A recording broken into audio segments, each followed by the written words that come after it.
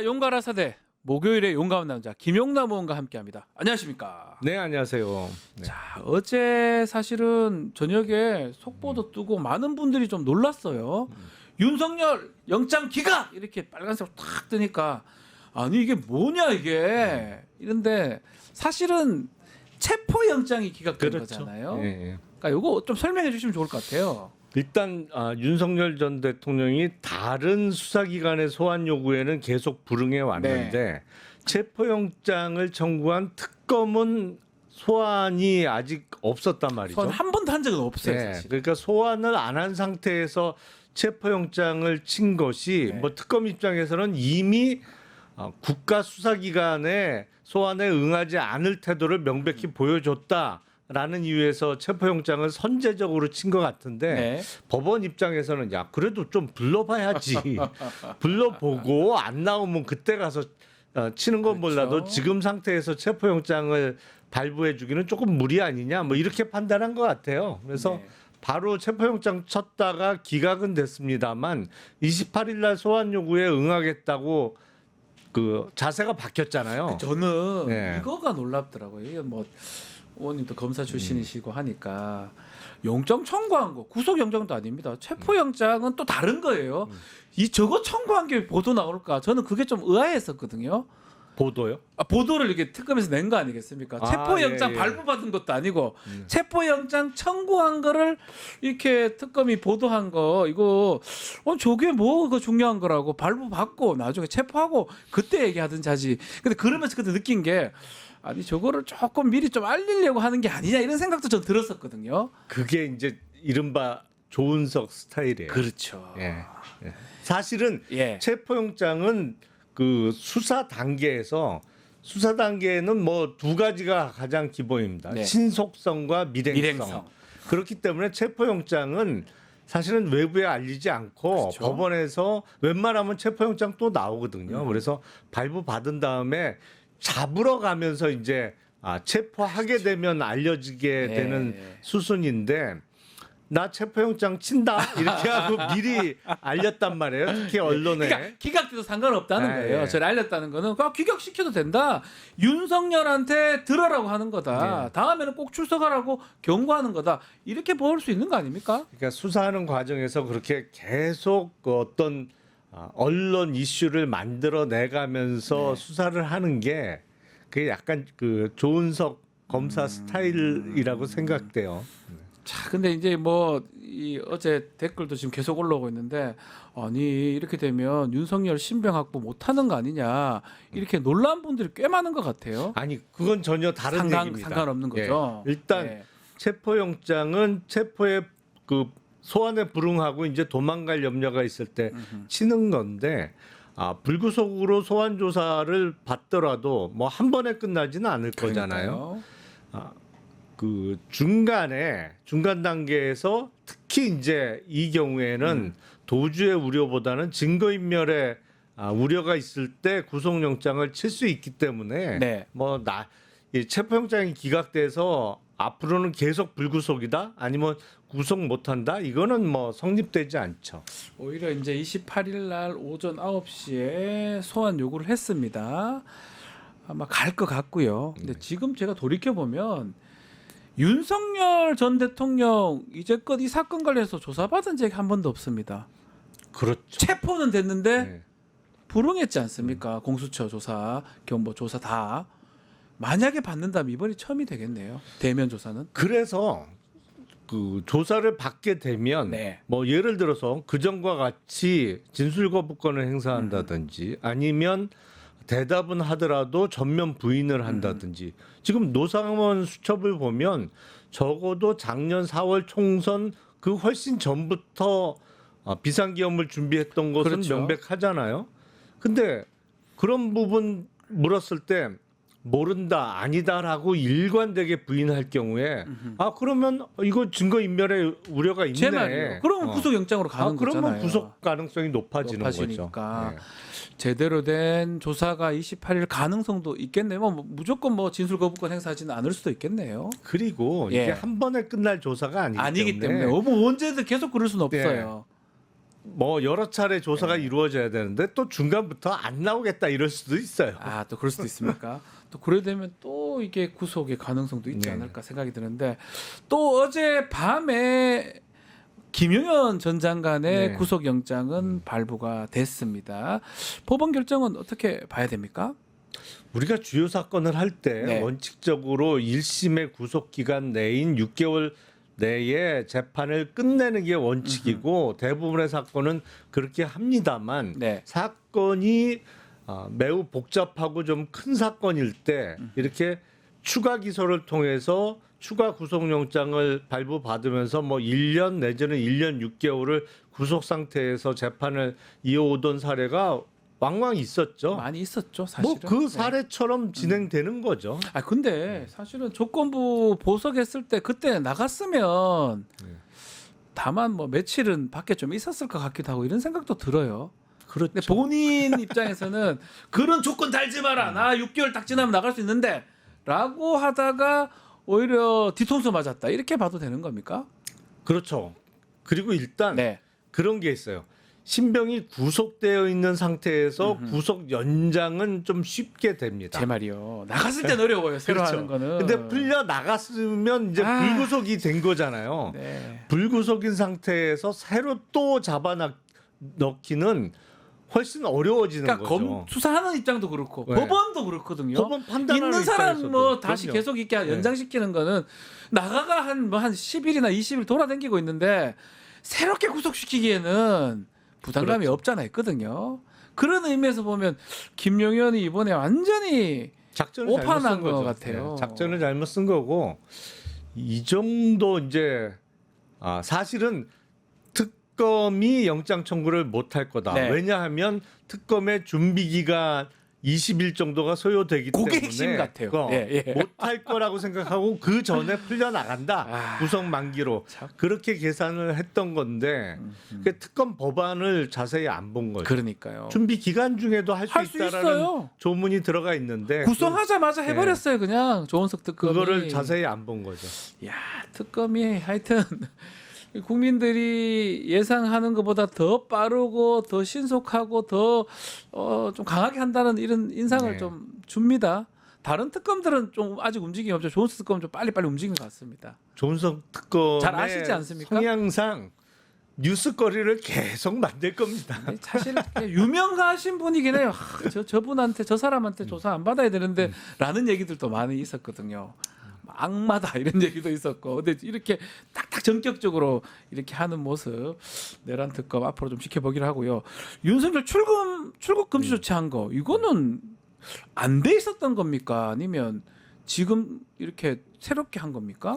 전 당연히 돼 있을 거라고 생각했었는데요. 그러니까 기본이죠. 예. 사실은 안 돼 있었다고 하면 그 경위를 좀 따져봐야 될 것 같은데요. 예. 기본적으로 주요 사건 그리고 구속영장을 치거나 아니면 더군다나 구속이 됐다가 석방이 되는 풀려난 상태잖아요. 사람이잖아요. 법원의 구속 취소 좀 결정으로 이해가 안 되네요. 당연히 그때 구속 출국 금지가 됐어야 되는데 왜 여태까지 안 돼 있었는지 모르겠어요. 네. 어쨌든 출국 금지를 지금 한 상황입니다. 네. 조치를 한 상황이고 뭐 그 전에 돼 있었는 게 풀렸는지 그 부분 확인은 좀 해봐야 될 것 같지만 일단은 출국 금지까지 내란 특검팀이 하고 있고요. 자 김건희 얘기도 좀 해보겠습니다. 김건희 지금 입원이 상당히 길어지고 있어요. 원래 우울증인데 일주일 정도 입원하겠다 했는데 열흘 정도 지나가고 있고 지금 특검에서 요청하면 소환에 응하겠다 이렇게 밝힌 바가 있는 것 같은데 만약에 안 되면 뭐 또 체포영장 아니겠습니까? 그래도? 그렇겠죠. 예. 어떻게 봐야 됩니까? 일단 우울증으로 처음 봤어요. 최종 단계인 예. 이른바 상급병원 종합병원에서 그렇게 오래 입원을 처음 시켜주나요? 들어보는데요. 저는 우울증 네. 이게 뭐 그렇게 저도 다 우울하지 않습니까? 아니 증세 우울증이라는 게 이게 네. 병이보다는 병적 증세라고 봐야 돼서 이게 입원하고 좀 맞는지 제가 뭐 지식이 없어서 그런지 아니 좀 그리고 그렇기도 하고. 종합병원은 항상 입원실이 부족하잖아요. 그랬어요. 아산병이 더더욱 그렇습니다. 뭐 암 환자라든지 뭐 급박한 수술로 네. 인해서 입원이 필요한 환자들도 입원실이 모자라서 이제 애태우는 경우가 그러니까요. 많은데 우울증으로 그렇게 장기간 입원이 가능한지는 이번에 처음 알았어요. 우울증 집에 있어도 되잖아요. 뭐 거기 있으나 집에 있으나 뭔 상관이 있습니까? 아니 집 말고도 이제 어디든 있으면 그렇죠. 어떻습니까? 아 그러니까 저희가 몰라서 그러는 겁니다. 예. 그러니까 저도 이번에 처음 알았어요. 우울증으로 종합병원에 장기 입원이 가능하다는 것을. 네. 자, 근데 이게 또 뭐 일단 최혜병 특검에서는 부를 수 있다. 아 그럼 안 온다면 네. 체포영장도 할 수 있다라고 얘기하고 있거든요. 김건희 조사는 어떻게 진행이 될까요? 일단 사실은 최혜병 특검 말고 아예 명칭 자체가 김건희 특검. 김건희 특검이잖아요. 예. 그러니까 그런데 최혜병 특검이 먼저냐, 김건희 특검이 먼저냐. 제가 보기엔 뭐 지금 특검이 3개가 돌아가고 있습니다만 특히 김건희와 관련해서는 김건희 특검과 최혜병 특검이 어느 쪽이 먼저 신병을 확보할 거냐. 이게 경쟁 관계라고 봐야죠. 약간 레이스입니까 이거? 서로 빨리 불러서 하겠다. 그래서 최혜병 특검, 이명현 특검이 조금 빨리 그 얘기를 또 한 것 같기도 하는 생각도 들고 어쨌든 김건희가 이번에는 조사를 안 받는 피하는 경우는 없을 것이다. 나와서 또 뭐 직접 와서 조사해라 예전에처럼 검사들 불러서 그런 상황은 발생하지 않겠죠. 택도 없죠. 병원에 있다고. 그래요. 뭐 특검 상황 좀 지켜보기로 하고요. 자, 오늘 이재명 대통령의 추가 경정 예산 시정 연설이 있습니다. 야, 이것도 좀 사실은 시정 연설이라는 게 이렇게 취임한 지 얼마 안 되고 그런 대통령이 한 적이 별로 없었던 것 같거든요. 기억이 저는 잘 안 나요. 그렇죠.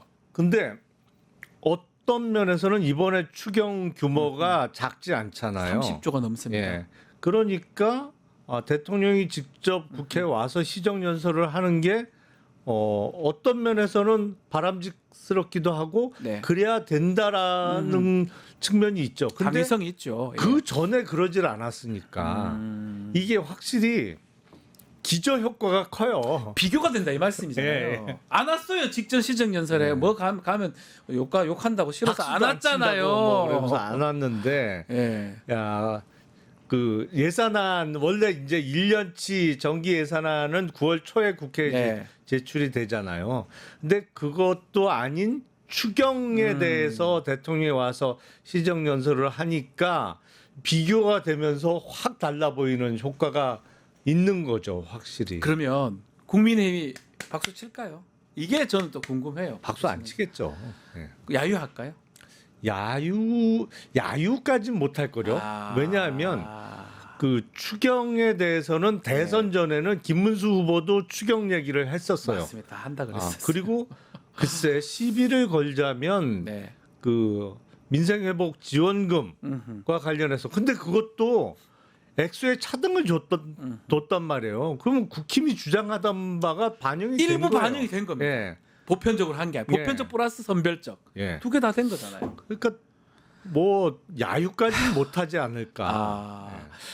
국민의힘이 좀 애매할 것 그렇죠, 같아요. 애매하죠. 이거를 막 주구장창 비난하기에는 국민들이 보고 있어. 국민들이 이거 원하는 분들이 더 많거든요. 사실은 그런 상황에서 야유도 못하고 또 이재명 대통령이 시정연설 탁 나와버리고 야 이런 부분이 참 취임 20일 만입니다. 무슨 한 1년 된 것 같아요. 이렇게 이제 예. 선제적으로 치고 나가면 네. 야당은 당황스러울 수밖에 없어요. 그러니까요. 예.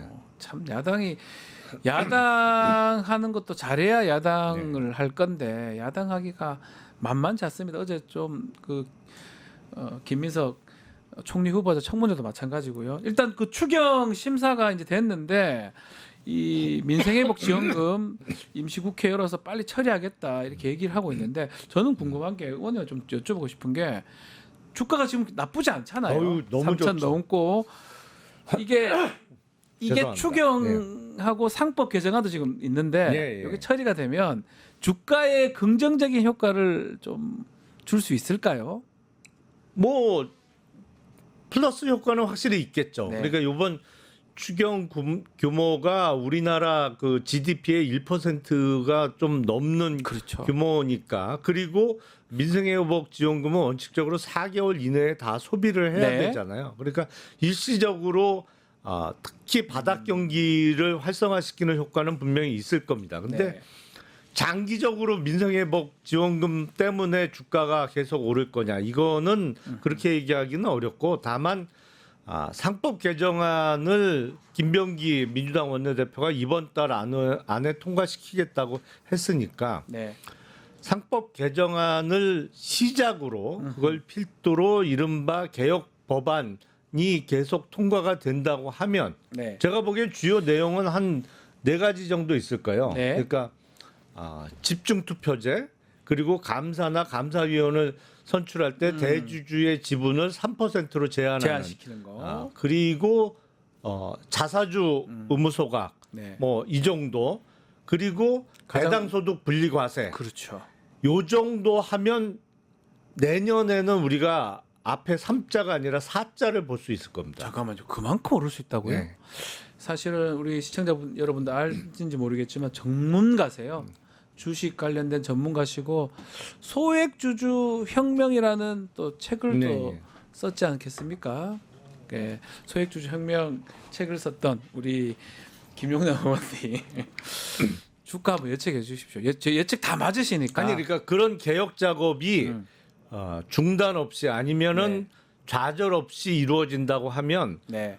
그 코스피는 무조건 4천은 가야 갑니다 이제. 4천은 가게 돼 있다. 근데 그 과정이 쉽지는 않을 거예요. 왜냐면 아니 야 근데 이게 우리가 상상하기 어려요. 3천도 까딱까딱하는데 4천, 5천까지는 생각할 수가 없는 그런 지수 아닌가요? 이게 왜 제가 이런 말씀을 드리냐면 근데 뭐 엊그저께 신문 보니까 어떤 분이 이제 그 모 대학에 네. 계신 교수님은 이 경제 성장률이나 이걸 그 놓고 분석을 해서 야 경제 이제 저성장이 고착화 이미 됐기 때문에 4천 5천은 어렵다 뭐 이런 식의 맞아요. 그 예. 글을 크게 길게 쓴 분도 있던데 이게 기본적으로 그런 문제가 아니에요.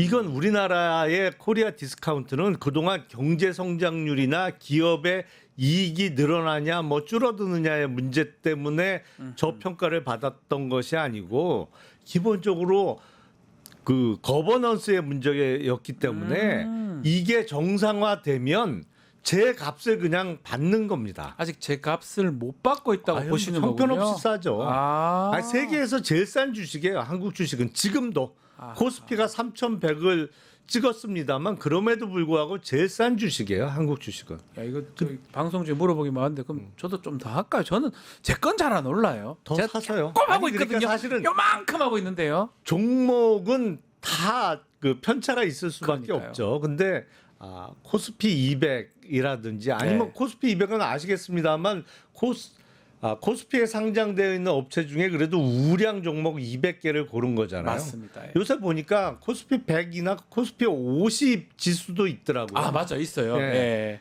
그런 건 이제 최우량 기업을 골라놓은 거니까 그런 지수나 시장 자체에 투자하면 손해 볼 일은 절대 없을 거다. 근데 네.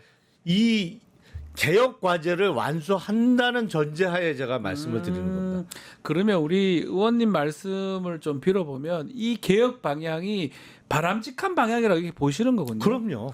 그 사실은 좀 개혁 신당이나 좀 보수 정당에도 계셨잖아요. 네. 그때도 그 마음 우리 의원님 생각은 비슷했던 겁니까? 그럼요. 주식 관련해서는 예. 근데 말이 먹히질 않았어요. 안 먹히니까.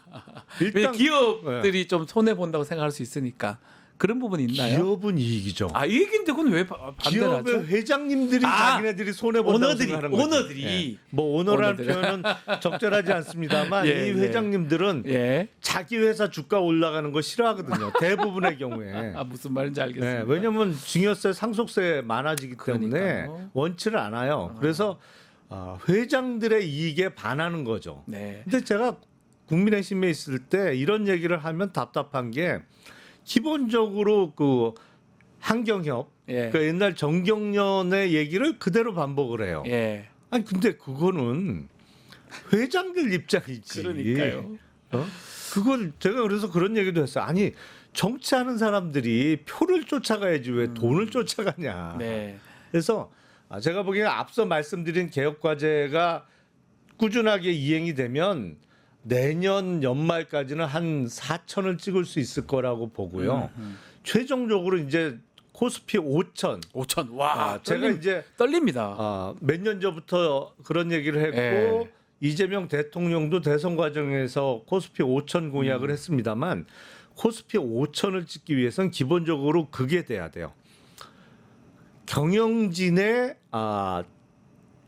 나쁜 행동 때문에 일부 이제 지배주주에게는 이익이 되지만 나머지 주주들한테 주주들에게는 손해를 끼치는 행동을 했을 때 종국적으로 소액주주들이 법원을 통해서 손해배상을 받아낼 수 있느냐? 그게 중요하다는 거죠. 예. 예. 그게 확인되면 5천 갑니다. 아하, 근데 그게 그 확인되면. 과정에서 손해배상을 인정받기 위해서는 상법 개정도 전제가 돼야 됩니다만 네. 손해를 입증하기 위한 증거를 수집하기 위한 이른바 디스커버리 제도가 도입이 돼야 돼요. 아하. 그게 되면 정말 5천 찍습니다. 코스피는. 근데 저도 상식적으로 이게 그렇게 좀 인식되고 말씀이 아주 공감이 되는데 국민의힘의 송원석 원내대표는 이번 상법 개정안 반대하면서 코스피 5천이 건강한 게 아니다. 재계에선 싫어할 것이다. 이런 내용의 얘기를 하거든요. 아니 그 재계라는 게 그 재계는 그 재계가 아니라는 거죠. 그렇죠. 아니 회장님들이 싫어하는 거죠. 그러니까 우리나라 대기업에는 기업에는 좋아요. 네. 당연히 주가가 오르면 예를 들어서 그런 거잖아요. 대기업이 어디 신규 투자를 해야 돼요. 네. 그러면 돈이 필요하잖아요. 그 돈을 어디서 조달합니까? 주식시장, 자본시장에서 조달하는 거예요. 네. 신주를 발행하던 아니면 회사채를 발행하던 자본시장에서 돈을 조달해야 신규 대규모 투자를 할 수 있는데 주가가 기본적으로 높단 말이에요. 네. 예를 들어서 시총이 1조인 회사가 5천억 조달하기는 쉽지 않죠. 그렇죠. 절반인데요. 절반인데요. 네. 근데 시총이 5조인 회사가 5천억 조달하는 건 가능해요. 10%밖에 안 되니까. 시총의 10분의 1 정도는 뭐 그것도 작은 액수는 예. 아닙니다만 시총 1조가 5천억 조달은 어렵지만 5조는 5천억 조달이 가능해요. 그러면 주가가 높다는 것, 그러니까 시가총액이 올라가는 것은 기업 입장에선 좋은 거죠. 다만 회장들의 입장은 다를 수가 있는 거죠. 그걸 좀 분리해서 봐야 될 것 같은데. 근데 예. 송원석 그 원내대표를 비롯해서 예. 국힘들은 예. 희한하게 회장들의 시각에서만 생각을 해요. 그러니까요. 그거 참 희한해요. 결국은 더 많은 사람들이 우리가 소위 말하는 동학개미들, 주주들, 다들 또 개인 소액 주주도 아니겠습니까? 그분들 이익하고는 이 상법 개정안이 같이 가는 거네요. 또 국가 이익하고도 비슷하고 그 회장하고도 그 차이가 있다고 전문가인 우리 의원님께서 말씀 주셨는데 그 경제 분야 인선 얘기도 좀 어떻게 제가 그 알기로는 금감원장에 그 국민추천제 추천받기도 했다고 들었는데요. 아니 안 여러분들이 가십니까? 이제 추천했다고 댓글을 달아주셔서 아는 거죠. 저도 그래서 얘기 예. 들었는데 이제 중요한 인선이 아직 남았어요. 국무회의도 국무위원들도 10여 명은 됐는데 뭐 기재부라든지 경제부총리 그렇죠. 예. 지금 중요한 인선들이 남아 있거든요. 언제쯤 되는 겁니까? 조만간 돼야 되지 않을까요? 네. 일단 그 국무총리 후보자의 인사청문회가 어제로 끝났으니까 그러니까요. 뭐 이번 달 아니면 늦어도 임시국회 종료일인 7월 4일 이전에는 네. 임명 절차가 이루어질 것이고 그리고 지금 경제부처 장관에 대한 그 지명이 하나도 안 이루어졌잖아요. 금감원장이라든지 금중위원 뭐 이렇게 중요한 자리가 일단 경제부총리부터 맞아요, 안 됐으니까 아직까지. 그 산업부 예. 장관도 아직 안 됐죠. 안 이루어졌고 예. 다만 경제부처와 관련해서는 중기부 장관만 네. 이제 지명이 된 상태라 네. 주요 경제부처는 아직 다 지명이 안 이루어져서 조만간 이루어지겠죠. 네. 그래서 진용을 갖춰야 될 텐데 제가 보기엔 뭐 다음 달 초까지는 되지 않을까 7월 싶어요. 초까지는 되어야 되고 어떻게 예상을 합니까? 어떤 좀 진영이 갖춰져야 된다고 좀 보십니까? 일단 개혁 작업도 개혁 작업입니다만 그거 못지않게 지금 우리 경제에 필요한 거는 이 산업 정책이에요. 네. 그동안 이른바 산업 정책이라고 표현하면 이게 정부가 또 민간 기업들의 어떤 구조 조정 아니면 어떤 옛날에는 빅딜이라는 표현을 썼습니다만 거기에 개입하려고 하는 거 아니야? 뭐 이렇게 생각하실 수가 있는데 네. 강압적인 어떤 요구라기보다는 유도할 수는 있는 거예요. 음흠. 예를 들어서 지금 석유화학이라든지 철강 이런 데 업황 자체가 어렵거든요. 너무 어렵습니다. 예. 근데 석유화학만 해도 웬만한 우리나라 재벌 기업들은 다 하고 있어요. 그나마 삼성이 한화에 넘겨서 삼성만 삼성그룹은 없네요. 석유화학 업체가 옛날에 있다가 지금은 없네요. 그런 거 없네요. 한화에 넘겼죠. 맞네요. 근데 네. 나머지 웬만한 재벌 그룹들은 다 갖고 있어요. 근데 네. 너무 많지 않냐. 음. 근데 이게 결국엔 중국 때문에 힘들어진 건데 이럴 때 정부가 좀 유도를 해서 네. 좀 더 촉발될 수 있도록 필요하다면 세제나 이런 부분 아니면 기업의 어떤 구조 조정에 있어서 속도를 높일 수 있게 입법이나 제도 보완도 해줄 수 있는 거고 이거는 바람직한 거죠. 네. 그래서 제가 보기엔 한 2개 정도 업체로 정리를 해야 될 거예요. 예전에 빅딜 같은 게 필요하다 네. 이 말씀인가요?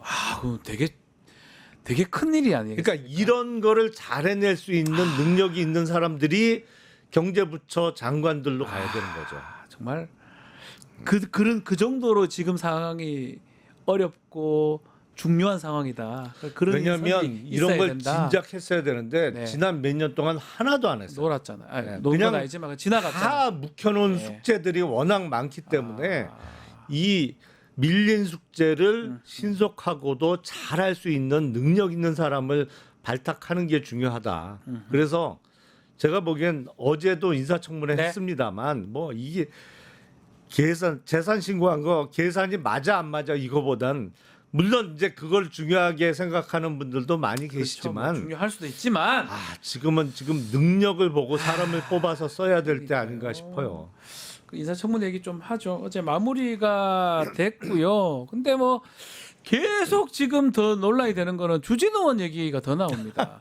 병역 면제 사유가 이제 뭐 감염인가요? 뭐 그거 급성 같은- 간염이었다고 예. 하죠. 그게 저도 군대 오래 있었는데 그저 급성 간염으로 이렇게 군대 면제가 되는 게 좀 납득하기 어려운데 어쨌든 간에 주객이 전도돼 버린 것 같기도 하고요. 어떻게 보셨어요, 인사청문회? 주객 전도를 주진우 의원이 오히려 만들었죠. 그러니까요. 참. 박선원 의원이었나요? 네. 뭐 지나가는 말 비슷하게 예. 했어요. 예. 그러니까 김민석 의원은 이제 수감으로 인해서 병역 면제가 된 거죠. 네. 근데 뭐 이해할 수 없는 부동식 그 대표적인 사례가 윤석열. 예, 그렇잖아요. 네. 뭐 이렇게 그 주진우 의원 이름도 거명하지 않았어요. 예.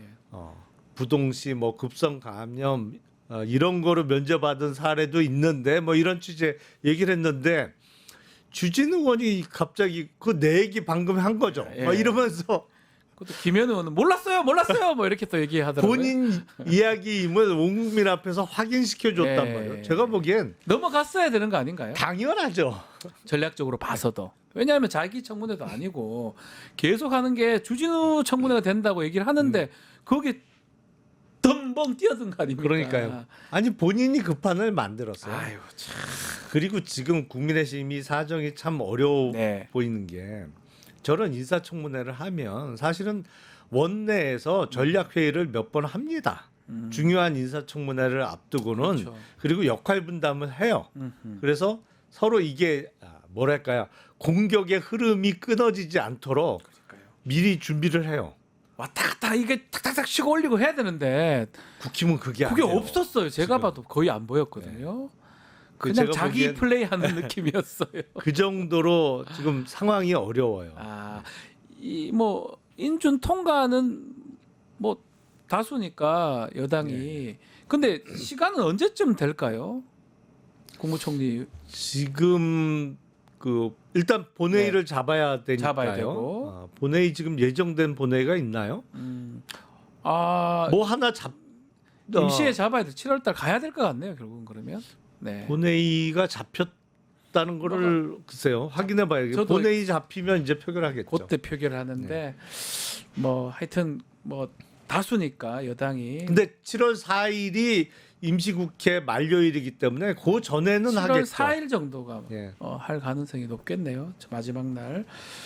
마지막으로 인선 얘기 좀 하면서 마무리해야 될 것 같은데 파격 인사다, 실용 인사다 이런 얘기 하는데 네. 우리 의원님 보시기에 가장 눈에 띄었던 인사 어떤 사실은 지금은 김영훈 고용노동부 장관 후보자가 언론에 제일 많이 보도가 되고 있죠. 네. 그 다음이 이제 농림수산부 송미령 장관. 송미령 장관 유임된 거. 근데 사실은 송미령 장관 유임이 워낙 파격적이었기 때문에 네. 김영훈 후보자에 대한 기사가 좀 덜 났어요. 묻혔어요. 송미령 장관이 없었다고 하면 네. 난리가 났을 거예요. 이른바 보수 언론에서 아. 민노총 위원장 출신을 고용노동부 장관 임명했다고 하면서 난리가 났을 텐데 근데 저는 눈여겨보는 것은 사실은 기업인 출신들의 입각입니다.